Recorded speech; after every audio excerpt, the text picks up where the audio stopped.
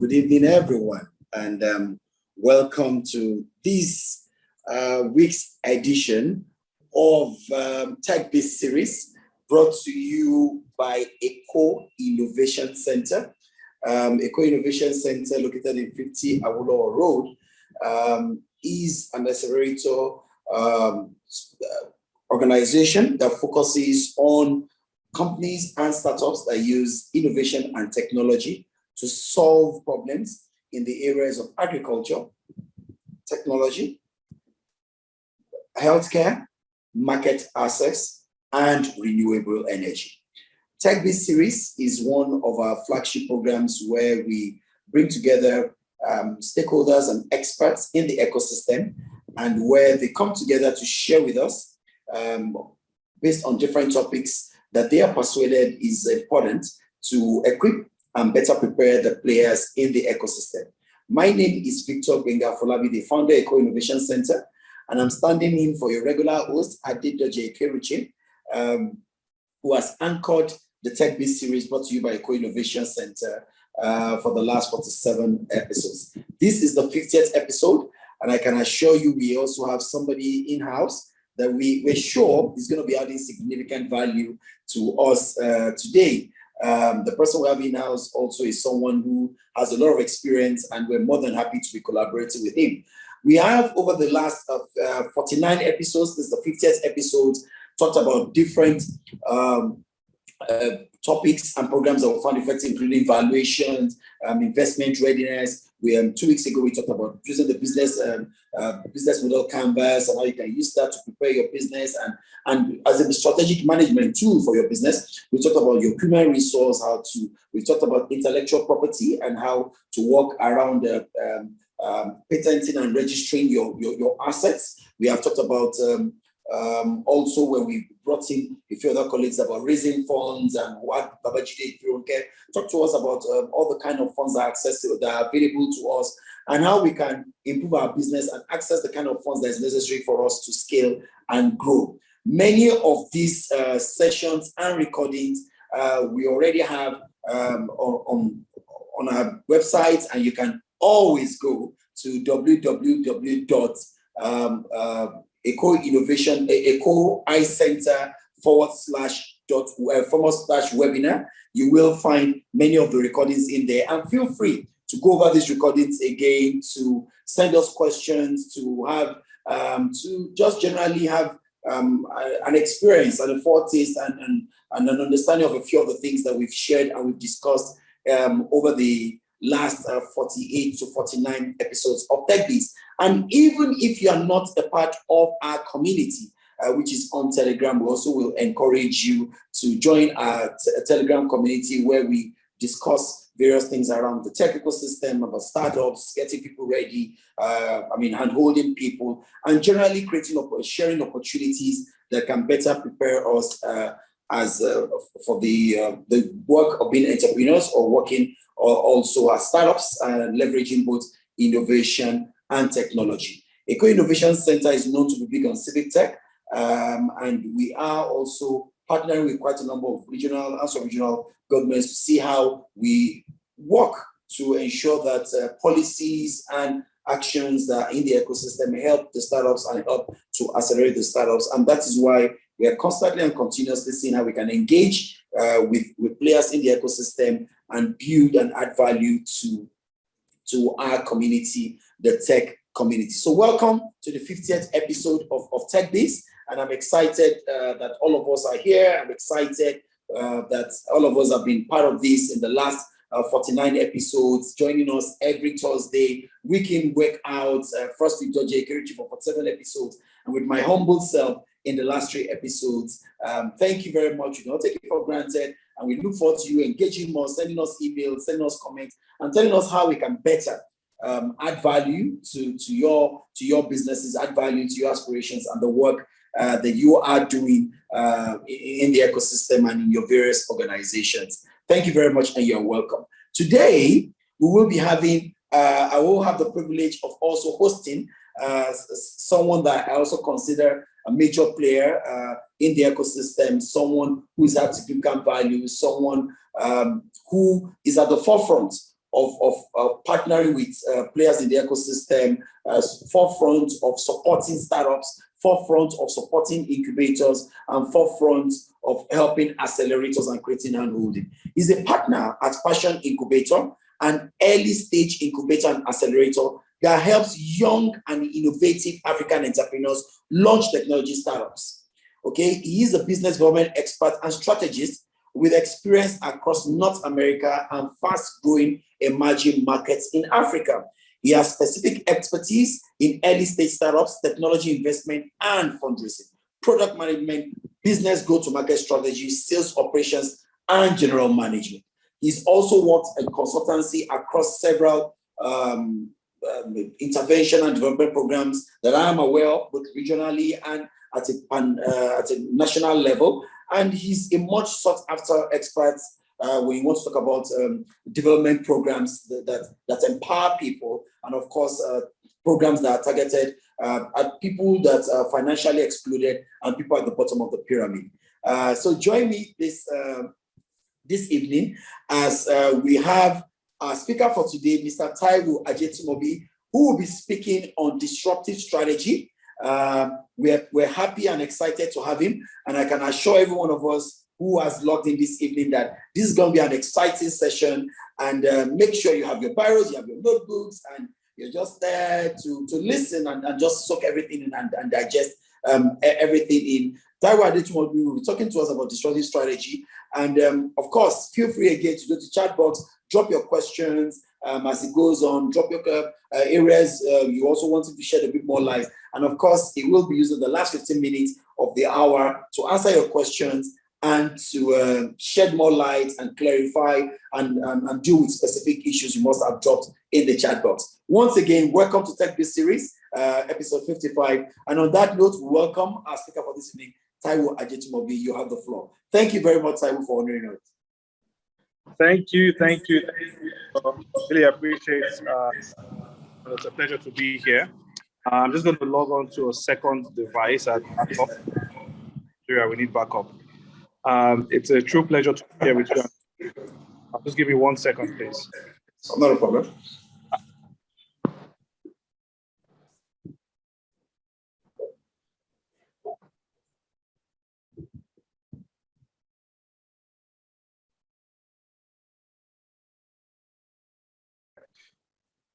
Victor and I, we go way back. A ton of respect for you and the work you're doing at School Innovations. Amazing work. Thank you so much. Founders work with the ecosystem you're in is very lucky to have you. Thank you very much.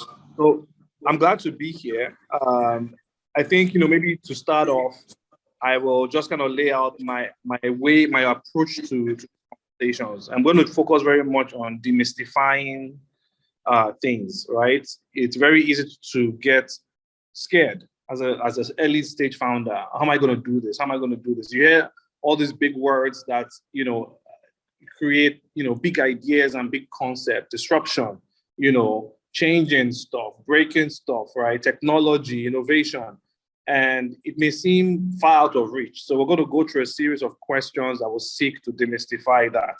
All right. Well, very happy to be here. And thank you for having me once again.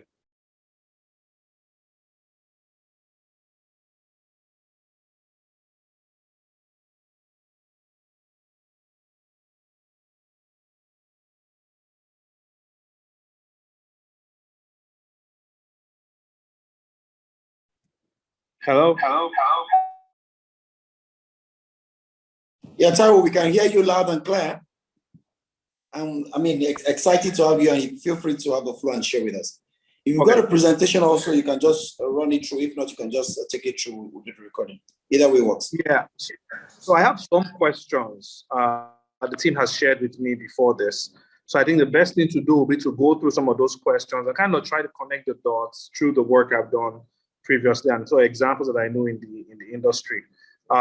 Just to reiterate, the points that Victor had made earlier. Part of my role is, 1/3 operator. I work on the largest micro lending scheme in Africa, trying to get microcredits to the bottom of the pyramid, and we use a ton of technology there. In addition to that, I work as a sort of incubator operator helping founders think through their product, think through the fit for the market, and figuring out how they can disrupt, how they can capture value. And the last of all is as an investor, very early stage investor, think about the moment just after you have the idea. Well, that's when we like to talk to founders. So I have sort of a broad understanding of these concepts, right, from 3 different angles. So I'll jump right into it and we'll try to connect the dots with my previous experiences. How do you create disruptive software products that solve real world problems? So this is a really deep question. In fact, this is the reason why we get out of bed in the morning. For us in the innovation space, this is the reason why we get out of bed in the morning. And it may sound very sort of challenging and out of reach, but really at the heart of it is, when you hear the word disruption, what it just means is to do something better, right? Do it better, do it faster, right? Do it in a new way. But when you think about that, then it means every single day you have the opportunity to disrupt a little bit, right? And when you consistently do that in little chunks, but consistently, then you have a completely new way of doing the same thing, right? So when I talk to, tech founders, especially guys building software products, I always encourage them to start with an understanding of the problem.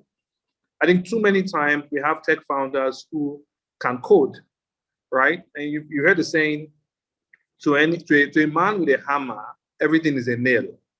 So if the only job I know how to do is how to knock chairs together with a hammer and a nail and some pieces of wood, well, the day you call me to bake bread, I'll be trying to figure out how do I use a hammer to bake bread? And it just doesn't work. And the reason is that baking bread is a completely different problem from nailing together a piece of furniture. So for founders, the first step is to understand the problem. Forget about raising money. Forget about writing code. Take a step back and try to understand the problem. And every time you feel like you've understood that problem, go deeper, right? What are the key drivers that create that problem? At what point are people willing to pay for that problem, right? For instance, who's the real customer for this problem? Is it the person feeling the pain or is it somebody else? Let's take, for instance, COVID-19. I can argue with you that if someone came up with a better way to deliver vaccines for COVID-19, well, Taiwo Ajetumobi and Victor Afolabi may not be the customer. Maybe the customer is the Ministry of Health of Nigeria. Maybe the customer is the World Health Organization. So we feel the pain of COVID-19 directly, but in terms of delivering this service that you are going to build or this product you're going to build, it doesn't necessarily mean that the person feeling the pain is the customer. It's only an understanding, a very deep understanding of the problem that helps you to see all these different angles. So I always encourage founders to start with an understanding of the problem, right? That's one. Then second is identify how you're going to deliver value, okay? Really pinpoint it. Founders many times like to do several different things, right? And in this part of the world, we sometimes, or we too often mistake activity, right, for progress. Well, as a founder, you don't have a lot of resources. And think about your time and, the money you've raised as oxygen. You have a limited amount of oxygen for your business. So you have to focus, and you have to focus in a very deliberate manner. Try to identify quickly the point at which you are creating value, all right? If we use this, better way to deliver COVID vaccines, some people will say, well, you're creating value because you're saving lives. That may be true, but that may not be the value you are really trying to sell. Because at the end of the day, staying at home, washing your hands, hand sanitizers, all these other things are saving lives as well. Perhaps what you want to say is that, okay, well, with my method of delivering vaccines across the country, I can get it to the customer faster. I can minimize your waste, vaccines that maybe go bad in transit, by 50%. And that amount of wasted vaccines was ₦1 billion. With me, it is now 500 million. I have saved you 500 million naira.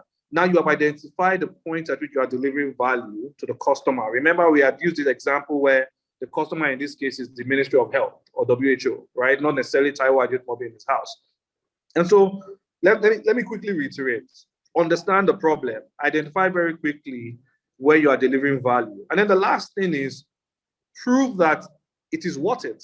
Prove that the new approach that you have, right, is worth it to the customer or to the end user. Rather than build the whole thing, try to start out with one validation of what it is. Perhaps it is working with a small non-profit in Lagos that wants to deliver 100 vaccines. And you can prove to them that this your approach to doing it will save them a lot more money. And it's completely different from the way the traditional industry is doing it. So you see, now we haven't gone to build a unicorn. We haven't gone to build a $100 million company. We're just starting with proving it. And when you take a step back, you realize that with a lot of deliberate action and thought, all of this is possible. We can all build very disruptive things that create a ton of value in the market and prove it very quickly from our sphere of influence. And so none of this is impossible. So these are my sort of I'll simplify, I'll say 3 steps to creating disruptive products in general, and specifically software products. The next question is, how do you gain traction and market in an innovative product? Well, what is traction, right? Now, what is market? Maybe we need to define that.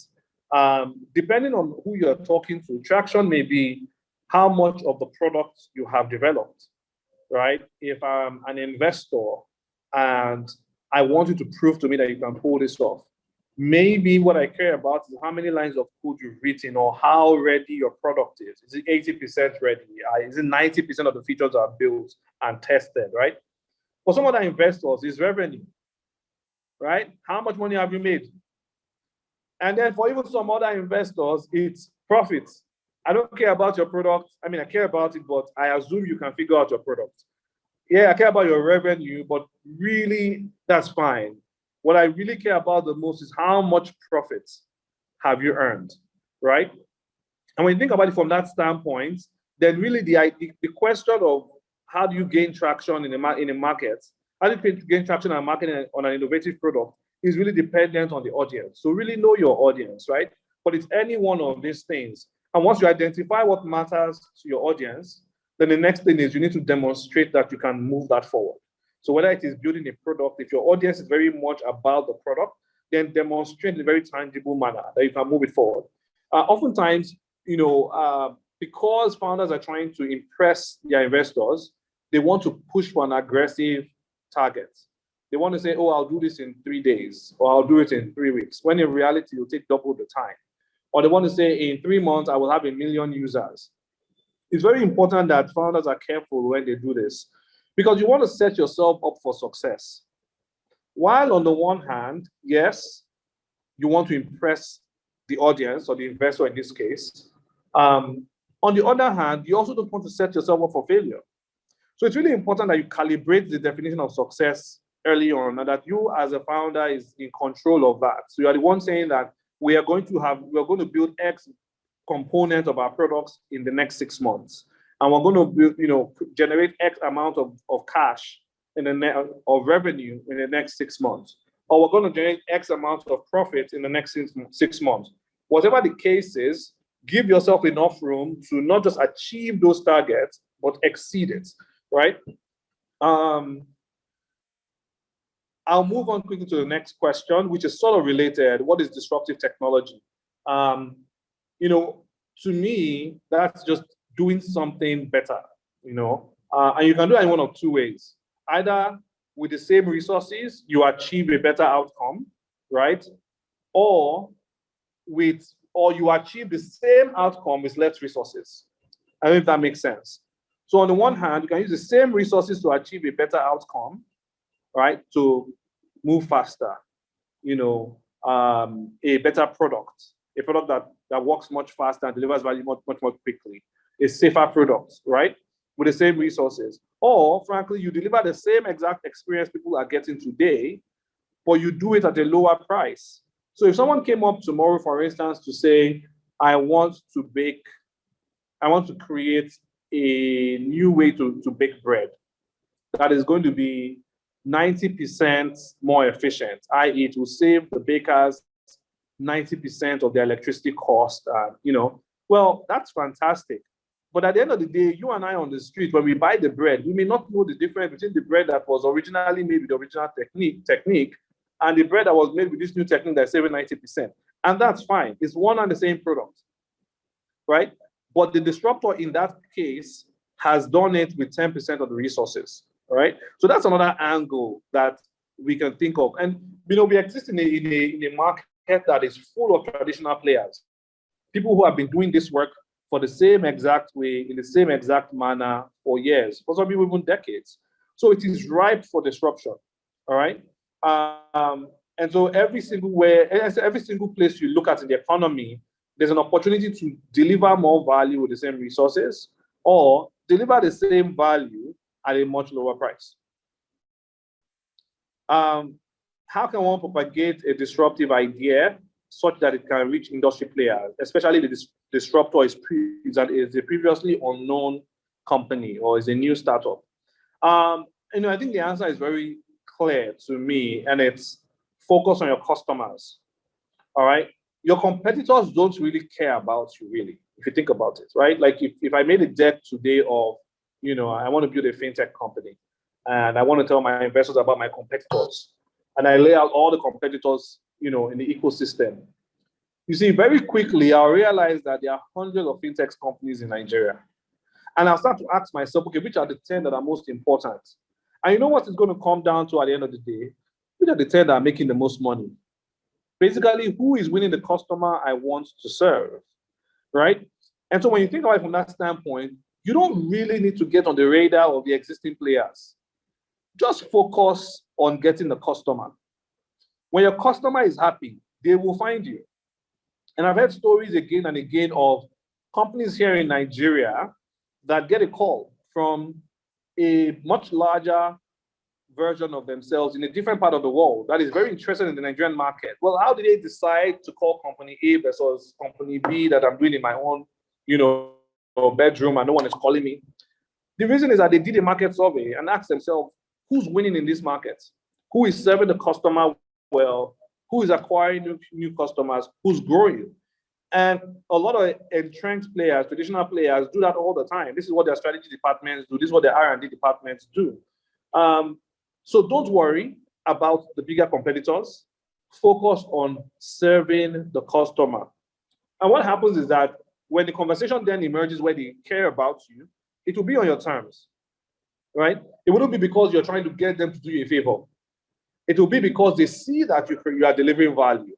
They see that you can potentially be a threat, and so they want you to come to the table. The next question is, how do you formulate a win-win strategy? It depends. It really depends. Every scenario is different, but it's a very important question because it is a valid question in the context of technology and innovation, but also outside of the technology and innovation space. In general, I think it's a very important principle to go through life with, especially if you're an entrepreneur, a business person. People don't really care about you unless they know that you care about them. And at the heart of it, everyone who's making this decision in the business context, at the heart of it, we're all human beings. So a lot of the principles that you use to manage human relations are still very much applicable in the context of business. And so when you think about a win-win strategy, it's almost like putting yourself in the shoes of the other side and asking yourself, what does success mean for them? And taking the time to understand it. And sometimes that is not obvious. Sometimes the obvious definition of success may not be what they care about because they're past it. It's not really about that for them. So it's really asking yourself the questions that help you understand them and what success means for them. That way, when you put a proposition on the table, they can see success for themselves in that proposition. And you can see success for yourself in that proposition. So it does take one being willing to be, well, maybe the word, I would say generous, but certainly considerate on the other side. And I think it's a very important business strategy. It's not always a zero-sum game. Many times in Nigeria, because we are building businesses in such a high-pressure environment, we are tempted to act like we must get the entire piece of the cake. But I think once you put in a little bit more time and effort, you realize that there's an opportunity to build a bigger cake. And so now your slice is bigger, the next person's slice is bigger, and that's why people stick with their partners over the long term, because they see long-term value, right? So it's really keeping that principle at heart. And the specifics of it change from scenario to scenario, but the heart of it is figure out what is important to the other side of the table and come with a proposition that embeds that value for them upfront. What questions? Okay, well, I guess we're already going through the questions. Okay, how can a small business be grown to a profitable venture given the environment in Nigeria where nothing worthwhile seems to be working? So I feel your pain. Whoever sent in this question, I feel your pain, but I don't agree with it. And so I'm going to challenge that premise that nothing worthwhile is working in Nigeria. Just the very idea that we are on a Zoom call, all in our different locations, having this conversation is proof that something is working. The internet is working. Mobile devices are working. Yes, Nigeria has a lot of challenges, and there's no one is going to try to like sugarcoat that. Nigeria has a ton of challenges. But for the best kind of entrepreneurs, those challenges represent opportunities.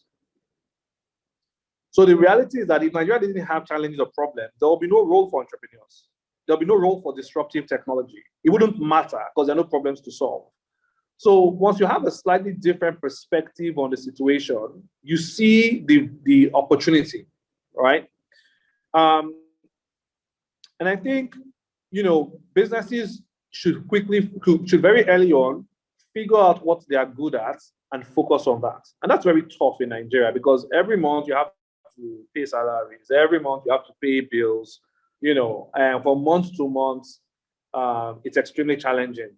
So you often have this issue of, do I solve today's problem so I can leave to fight another day, so I can pay salaries at the end of May, right?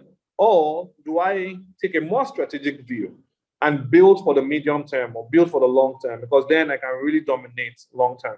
And I think it's a constant balance, probably a more pronounced issue in Nigeria than in other places. But trust me, founders everywhere in the world have to deal with this. So we don't get to complain too much. I would say find, a support system for the business, i.e. investors that care, investors that are committed, a team that cares, a team that's committed. And it doesn't matter, it's not about the size of the team, it's really about the depth of the commitment. And in there, you have to figure out how to solve both problems, right? Create enough value today to pay your bills and survive, right? Number one rule in Nigeria is no matter what you do as a business, do not die. But put aside enough resources to build for your long term, because that is really what this is about, right? So I'll give you an example. I support and advise an education startup, and they've built all this awesome technology that can help you run a school remotely, and you can, track the performance of the school and, collect fees, and parents can pay, and parents can see the grades of their kids, really awesome edtech solutions. But very quickly, they realized that they had to start providing training services themselves, because that was what was in front of them. That was the opportunity in front of them. And so now the CEO has essentially broken his team into two. Guys who will do these services, a small team, maybe 10% of his workforce, can do these services and continue to generate the revenue. And is also very focused on the cost of doing this so that he's not putting his whole team into it. It's just one or two people.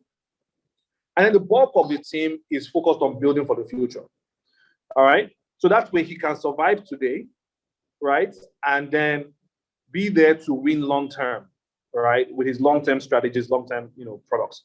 And of course, with all of this as well, he's had to find investors who can support him in the short term. This is why investors exist. And this is why you go to places like Eco Innovation, because it can help you really go through the process of thinking through your idea, developing them, fixing the issues in there, and making them presentable to an investor. So this is what the job investors do, right? They help you early on. So it's very important that as a small business, where you can, don't go it alone, all right? Get investors, get supporters early on. Make sure you survive, right? So put some of your resources to surviving today, but then put the majority of your resources in building for the long term.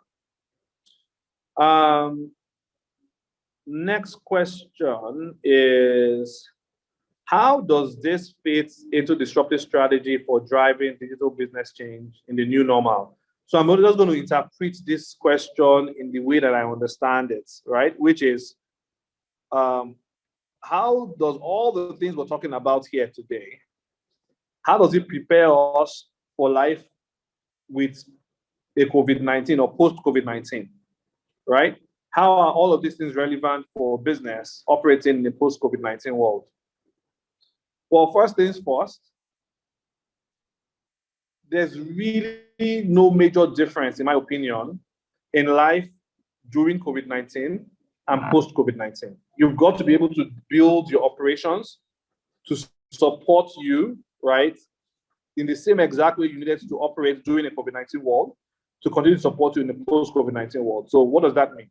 For a lot of restaurants, for instance, they started delivering food in the middle of the pandemic.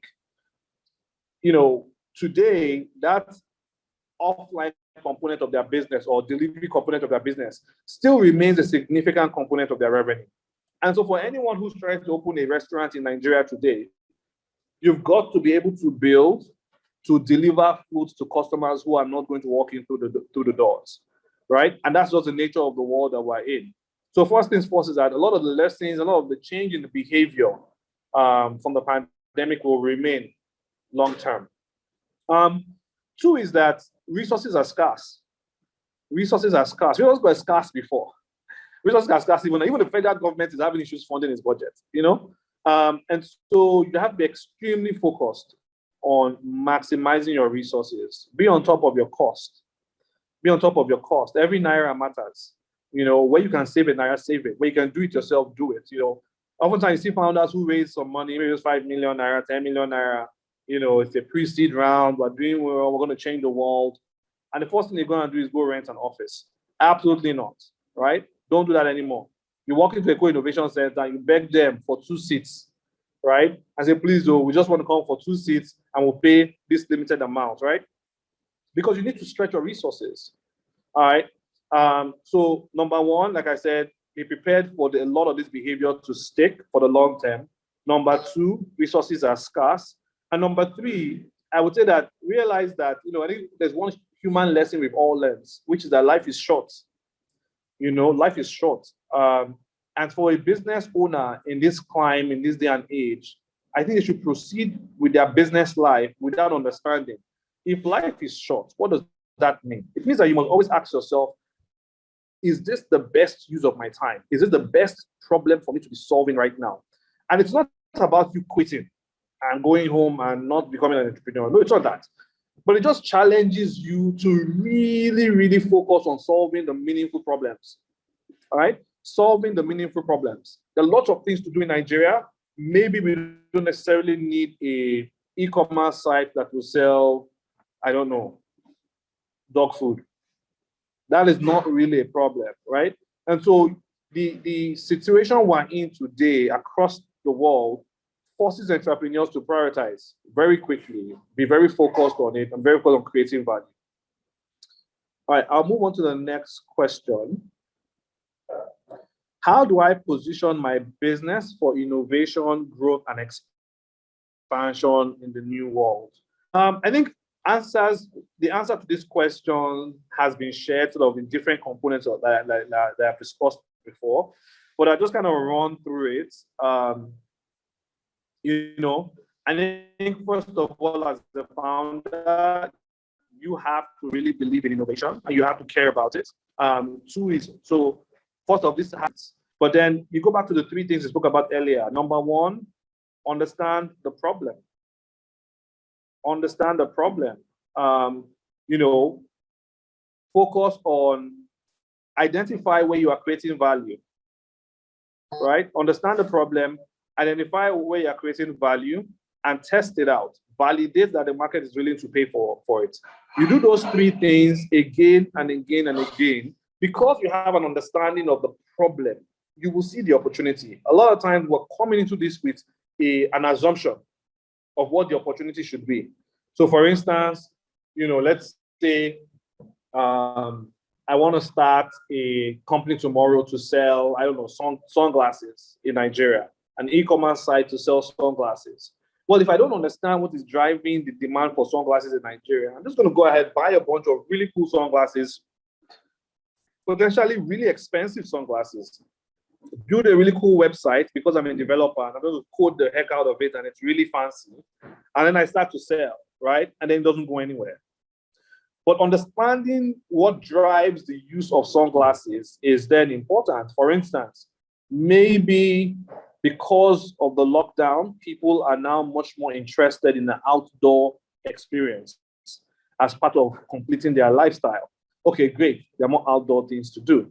Well, being outdoor in Nigeria means that half the time the sun is out. Oh, fantastic, right? Well, are there enough locations where you can do outdoor things because of insecurity? Okay, yeah, in certain parts of the country, that's an issue, but in certain parts of the country, that's not an issue. You see, now I'm understanding the problem, which means that I may build an e-commerce site, but just know that I'm only going to sell it in these 5 cities for now.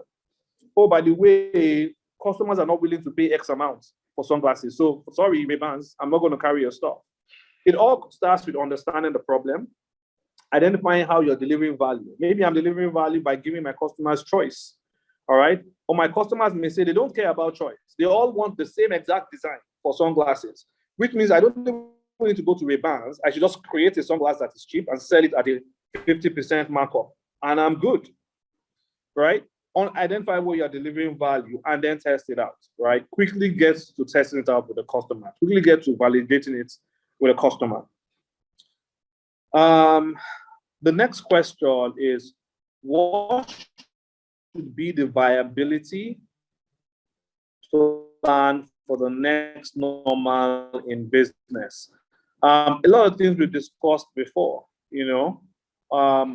understanding that resources are scarce, and so make every dollar count, be 100% on top of your costs, and be focused on delivering value. There's not enough oxygen. This is with all respect for the amount of effort it takes to build a company, but there's not enough oxygen for how you're going to deliver value quickly. I think focusing on that is how you get to building a viable business, right, in this new normal of business. The next question is, what new strategies can be applied in the Nigerian market space to grow numbers with regards to profits? One clear thing now is, digital, and having a digital channel, right, for anything you're doing. Of course, by nature of a lot of the businesses here, you're also digital businesses. And so that makes sense. But I think we really need to push the definition of digital quite a bit, right? So how do your customers pay today? How do your customers learn about the product? How do they interact with the product? How do they get to test the product? How do they give you feedback? How do you follow up with them? How do you deliver correspondence to them about the product, right? So really leaning on digital to keep your cost low. That's one. 2 is iterating quickly, I think. In this day and age, customers are also extremely price sensitive now, right? And so I think really focusing on how you deliver value, because very quickly, if you're not changing the life of the customer, if you're not adding enough value to the customer, they will walk away, all right? How can I set my business off to a good start? This is a very broad question, but I think you probably already know my answer. So I'll just go right ahead and give you my answer. And that is, focus on the problem. Understand the problem. Our absolute best investment ever as a company at Passion Incubator is a fintech company. But see, the founder of that company, when he came to us, came with a PowerPoint presentation. He said, well, this is what I want to do. Like, boom, shaking hands, we're going to invest. But see, what wasn't clear was that this founder had spent time before looking at the problem and had spent his own money and had lost his battle trying to solve this problem, right? And so those lessons and that understanding of the problem is what we're investing in. Not even a product and not only startup. Understanding the problem better than anybody else. And grounding yourself in that, using that to decide where do you go, how far do you go, how fast do you go.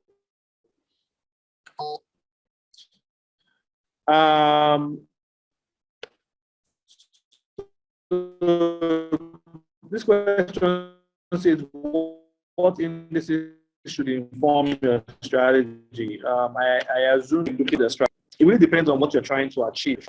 I suggest that you take a look, founders on the call should take a look at, frameworks that help you prioritize your work. It's working in your business and it's working on your business. So let's focus on this conversation about working on your business.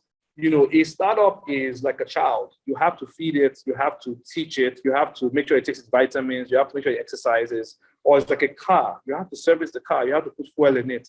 Every now and again, you take it for all around maintenance. You change the tires, right? You take out the oil filter or the fuel pump and replace that, as the case might be. And so businesses grow and evolve. And so what you need to fix in your business day one may not be the same thing you need to fix in that business 6 months from now. So it really depends on where you are in the business and what your strategy is focused on. Of course, at the heart of every business, you must make money. But sometimes in the middle of that strategy of making money, you may decide that the way you want to make money is to crash your price and get out in the market. Well, in that instance, then you want to be looking at KPIs that matter to that approach. Or you can say that the way I want to make money is to differentiate on my product, build a much better product. Then you need to track the performance of your product, all right? There's a very popular fintech in Nigeria today, and I remember I was talking with two founders who know the founding team of this fintech pretty well last night. And they're talking about how this founder is obsessed with product. He's just really, really obsessed with product. And I used his product to make a payment today for something. And I just took a step back and realized this is true. His product is fantastic.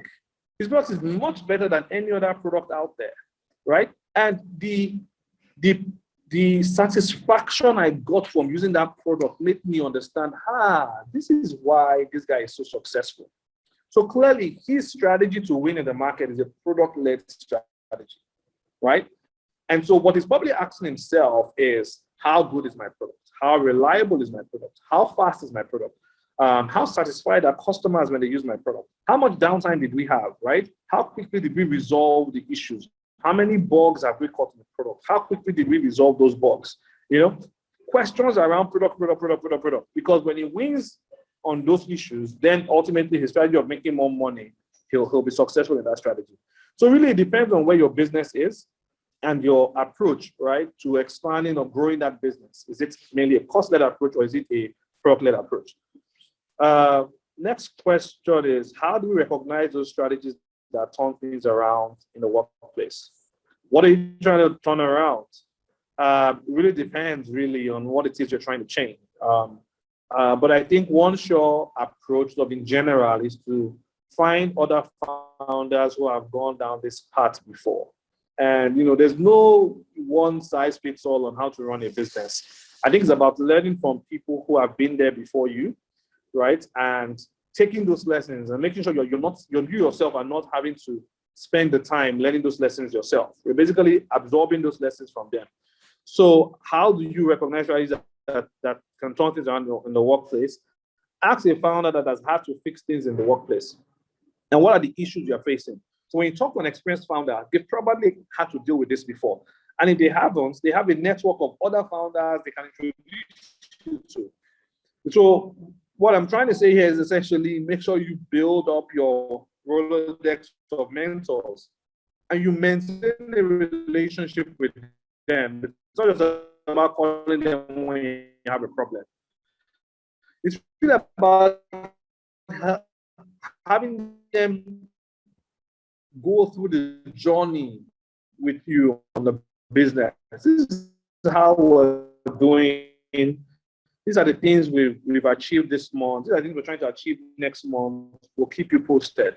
So that the day you then need to ask them about a problem, there's a sense of ownership, right? They are in this journey with mentors as well. businesses and modern businesses.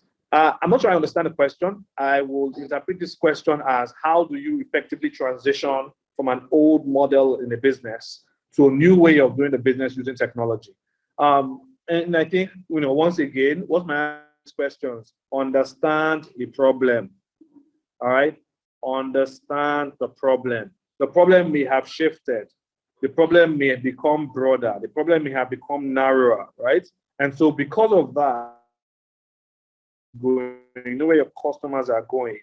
And at that point, you can then figure out, okay, what is the best way to use technology to create value, all right? For some businesses, technology is really just to collect money. And for some businesses, really just to provide support. Their customers want to talk to them. And so don't use technology for the sake of technology. That doesn't really help anybody.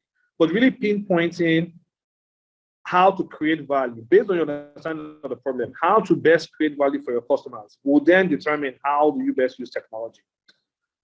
We have a couple more questions, and then I think we can throw it open to the house here.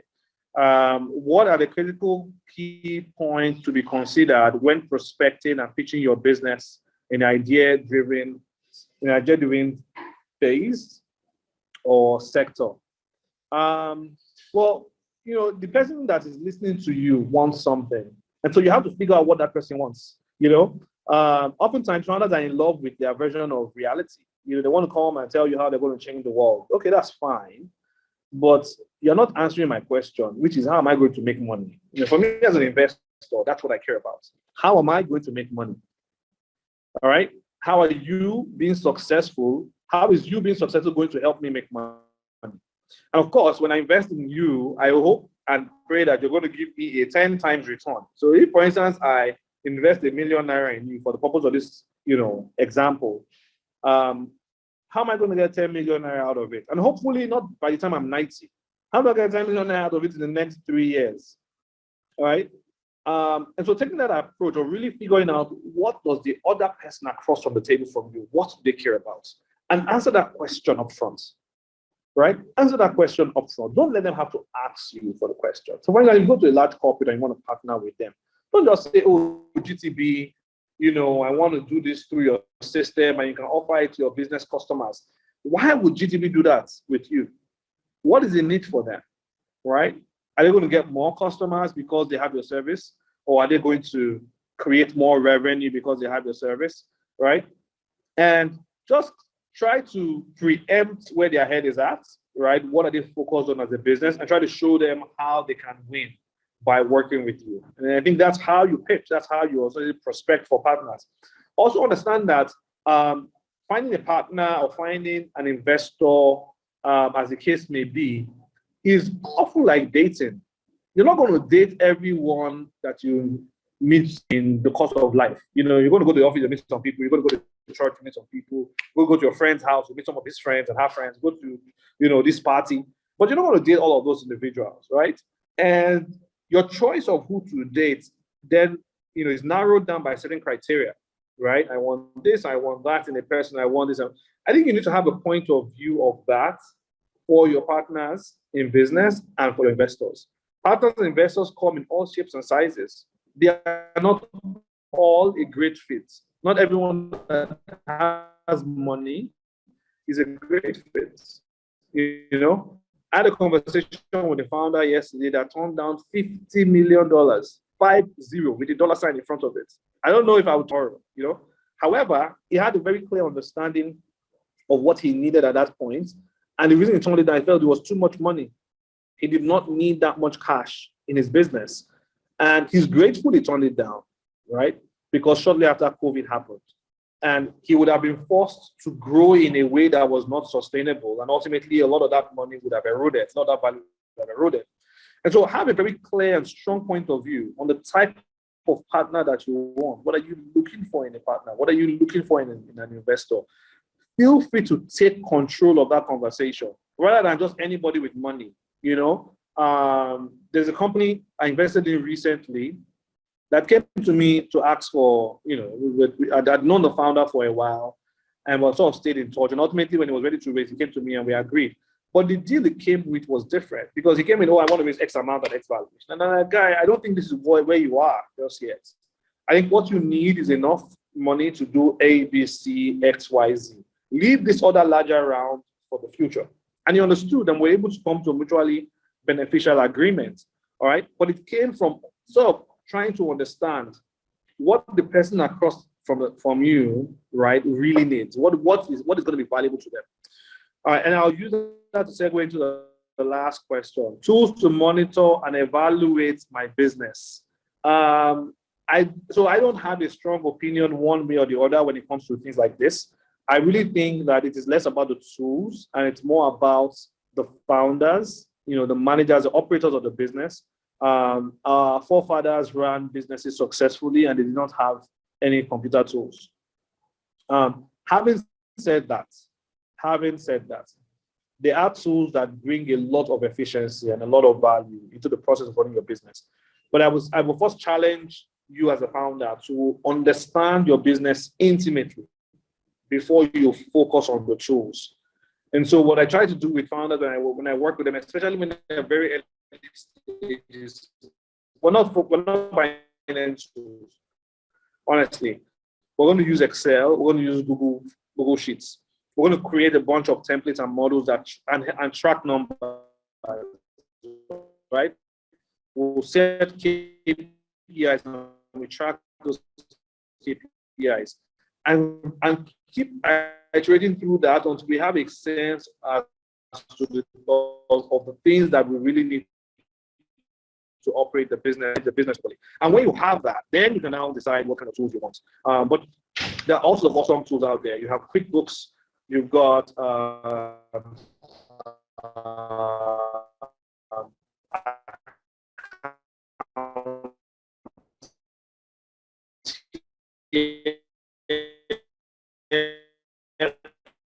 for those that tend to track financial numbers and performances. You've got the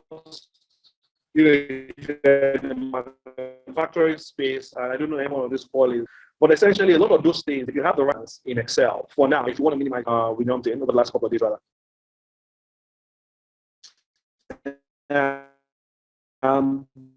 Really, I want to,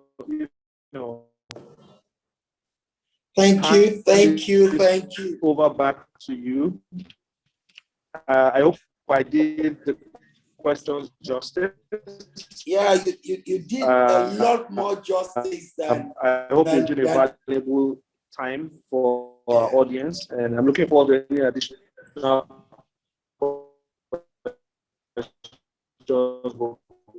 Thank you very much, Taiwo. Thank you so much, Taiwo. And I'm sure everyone who has Victor, I think you're on mute. I think I can hear you. I'm not sure I'm on mute. I've unmuted, and I think I can hear you loud and clear, Taiwo, and I hope everybody can hear me.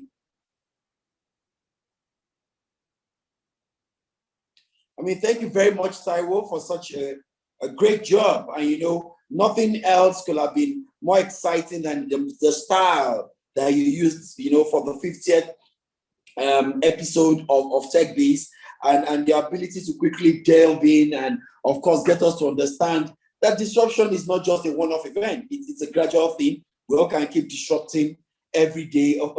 Quite a number of notes you took in here, and of course, I'm sure the recording will help us with that. I loved one particularly, nobody has said it to me in the way you said it.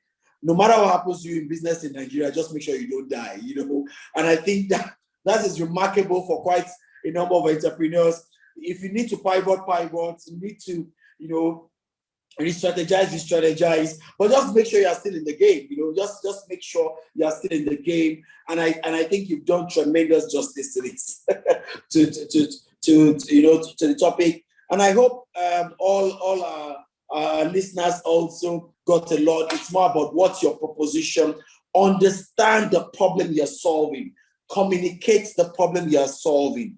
Don't make it a zero-sum game. Make sure it's a win-win for even the person trying to invest into your business and the person trying to assist you. They must see themselves succeeding in it. What is it? How do you succeed? He said 2 ways. And I love what he said.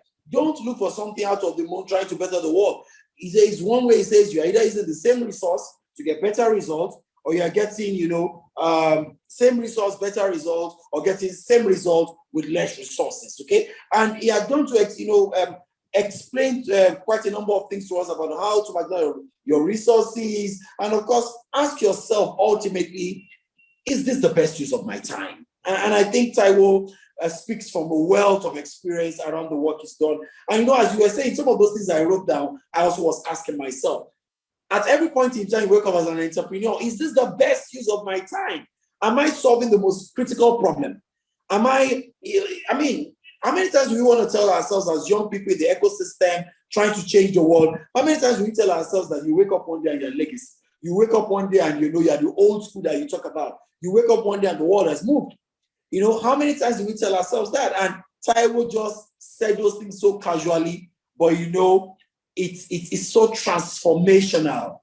Taiwo clearly says, to a large extent, that ask yourself, is this the best use of my time? Okay, and so quite a number of people will agree with me that it's been such a great session we've had with you, Taiwo. If you know him outside of this presentation, he's doing tremendous work. Okay, very difficult work, huge and landscape transforming work. And I'm sure if you listen to him in this last 45 minutes, he speaks with a wealth of experience. Of course, from incubating, ideation, accelerating, and of course, even investing. So he is a truly all-round player in the ecosystem. And I think we're fortunate to have such a person on the session today. Taiwo Adejumobi, on behalf of myself and every other person in the Co-Innovation Center, I want to say a big thank you to you for the time and the efforts you've gone through. Today, let's just have a chat around disruption and what are the critical things that we need to pay attention to. What are the principles that we need to adhere by, and what are basically the frameworks that we should apply that can allow us to pivot, accelerate, grow, and to make us, be a bit more realistic about ourselves. Ultimately, it's for us to even know that what's the end game. I think reminding us and calling us again to constantly ask ourselves what the end game, what's the end game in mind? Where am I going? What's the long play of what I'm doing? I think helping us to rethink that again has been quite a great experience. Thank you very much, Taiwo, and we're grateful.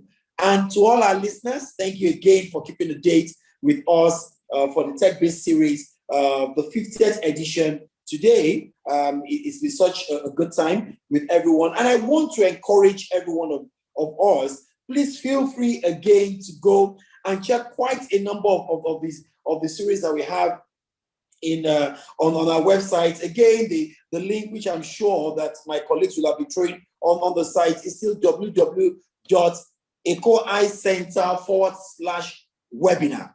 And you can see all the 50 episodes. Feel free to download them. Feel free to go through them. If you have questions there, join us on our Telegram community, which I'm sure my colleagues also are throwing in the chat room. You can join the Telegram, and from there you watch any of the episodes. You can easily just throw back questions. Want to connect with any of our 50 speakers who have graced our platform? You have a specific question for them, a specific ask.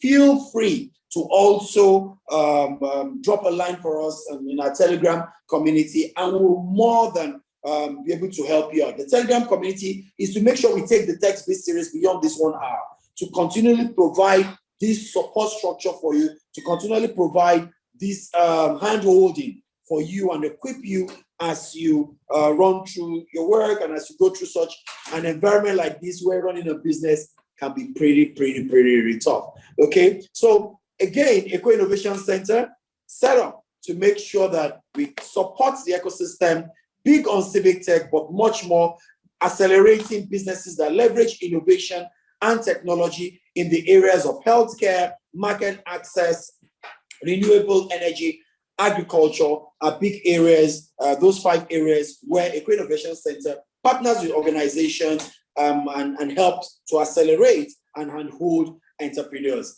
Thank you again for joining us. I remain your host for today, the founder of Eco Innovation Center. My name is Victor Dinga Afolabi. Thank you for the session. Thank you for our speaker, Taiwo, and thank you for everyone. Please keep a date again with us next week, Thursday, when we will be back on a fresh episode with another amazing titan in the industry for another fresh episode of Tech Biz Series. Thank you, everyone, and you have a great, great evening and a fabulous weekend ahead. Thank you. Have a great evening.